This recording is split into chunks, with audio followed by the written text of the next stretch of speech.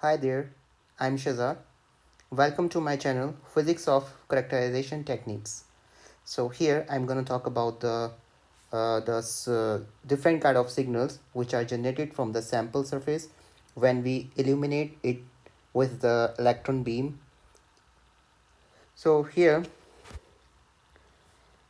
जब इस सैंपल पे हमने इंसिडेंट बीम डाली तो यहाँ पर अलग अलग तरीके के सिग्नल्स जनरेट होते हैं। तो होता क्या है इसमें, जब यहाँ पर चार तरीके के सिग्नल निकल रहे हैं, आप देख सकते हैं SE1, SE2, SE3 and SE4। So SE1 क्यों निकला, इसका क्या रीज़न है, क्या वजह है, हम इसको जानना चाहते हैं।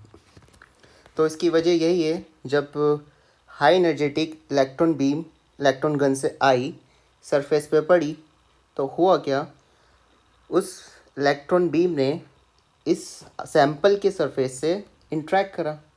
जब इंट्रैक्शन हुआ इन दोनों के बीच में, तो यहाँ से एक सोर्स निकला इलेक्ट्रॉन का, जो कि कहलाता है SE1। ये सेकेंडरी इलेक्ट्रॉन 1 जस्ट सैंपल से स्ट्राइक करने के बाद, किसका, जो इंसिडेंट बीम आ रही है, यहाँ से SE1 निकला। ठीक है, अब क्या होता है हमारे पास, हमने देखा कि SE2 भी निकल रहा है एक सिग्नल। अब ये SE2 निकला क्यों, अब इसकी वजह हम जानते हैं क्या है। जब इलेक्ट्रॉन बीम ऊपर से आई, सैंपल पर टकराई, तो होता क्या है, यहाँ पर एक बैक स्कैटर्ड इलेक्ट्रॉन होता है। बैक स्कैटर्ड समझते हैं आप, जो बीम आई, जो इलेक्ट्रॉन्स आ रहे थे इलेक्ट्रॉन गन से, वो सीधा निकल के वैसे के वैसे चले जाएंगे। ठीक है, वही वही इलेक्ट्रॉन जैसे आए थे वैसे की वैसी सैंपल से टकरा के बाहर निकल जाएंगे। अब इस दौरान होता क्या है, जो सेकंड ये बैक स्कैटर इलेक्ट्रॉन थे, इन्होंने सैंपल के कुछ इलेक्ट्रॉन को पुश करा, टकराया, तो उसकी वजह से क्या हुआ, SE2 इलेक्ट्रॉन जनरेट हुए।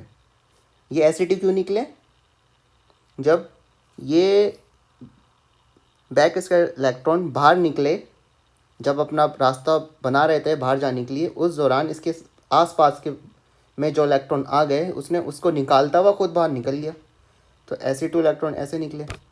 ठीक बात, चलो ठीक है। अब देखते हैं ये SE3 क्यों निकला। अब आप देख सकते हैं, जब बैक स्कैटर इलेक्ट्रॉन सैंपल से निकला, तो हुआ क्या, उसने जो पोल पीस होते हैं हमारे, आपको पता है, जो इलेक्ट्रॉन गन, उसके बराबर में पोल पीस लगे होते हैं, इलेक्ट्रोमैग्नेट्स लगे होते हैं। तो होता क्या है, जब, क्योंकि मैग्नेट्स वो पोल पीस जो है वो भी किसी मटेरियल से बन के बना है। ठीक है, अगर वो भी किसी मटेरियल, उसके अंदर भी इलेक्ट्रॉन्स होंगे, जाहिर सी बात है। जब ये बैक स्कैटर्ड इलेक्ट्रॉन उन पोल पीसेस से टकराएंगे, उन पोल पीसेस से टकराने के बाद SE3 इलेक्ट्रॉन जनरेट करेंगे। तो SE3 का जो जनरेशन हुआ वो इस तरीके से हुआ। अब जानते हैं कि ये SE4 इलेक्ट्रॉन कैसे आया। ठीक है, अब आपको पता है कि ये जो इंसिडेंट बीम जो आ रही है, यहाँ पर एक अपर्चर है, कॉलम बना हुआ है एक इलेक्ट्रॉन बीम का अपर्चर। जब इलेक्ट्रॉन बीम आई, इंसिडेंट बीम जिसे कहते हैं हम, वो किससे टकराई, उस अपर्चर से। जब वो अपर्चर से टकराएगी, तो हमारे पास SE4 सिग्नल्स निकलेंगे। So overall we have we have uh, SE3 electrons released when an energetic backscattered electron strikes the interior of the objective lens, pole piece, and the specimen chamber walls, so which cause second electron to be released. And here in this case you can say SE3 can be minimized with a shield made of low secondary electron emitting material. So, for example, carbon coated aluminum placed immediately below the objective lens. and also we can eliminate this situation by applying a bias of for example plus 50 volt. So it will provide a shield to minimize these kind of situations. So overall we can say we have SE3 and SE4 contribute noise to the image. So these are not good for us. ये हमारे लिए ठीक चीज़ नहीं है. तो हम हमारा जो मोटिव रहेगा इसको यहाँ से एलिमिनेट करना है इन दोनों सिग्नल्स को, क्योंकि ये हमारे सिस्टम में नॉइज़ क्रिएट कर रहे हैं. हम वो नहीं चाहते. ठीक है. और जो SE2 SE1 है ये हमारे लिए, SE1 तो बेसिक सिग्नल है, वो तो हमारे पास होना ही चाहिए, क्योंकि उसी की वजह से हमें हाईएस्ट रेजोल्यूशन इंफॉर्मेशन मिल रही है.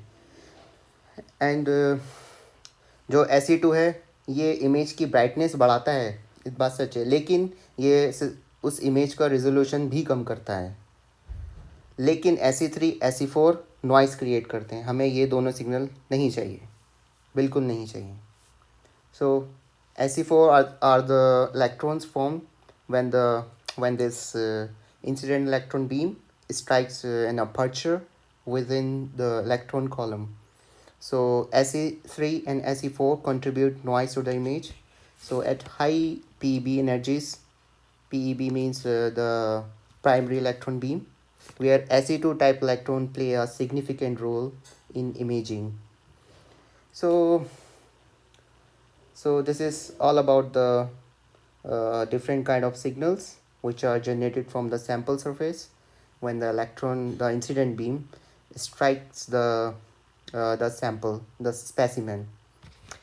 अगर आपको मेरी वीडियो पसंद आई हो तो प्लीज़ इसको लाइक करिए, और अगर आपके पास कोई डाउट है, कुछ क्वेश्चन है, कुछ समझ नहीं आया, तो कमेंट सेक्शन में आप मुझे कमेंट कर सकते हैं. और प्लीज़ सब्सक्राइब माय चैनल, सब please. Thank you very much.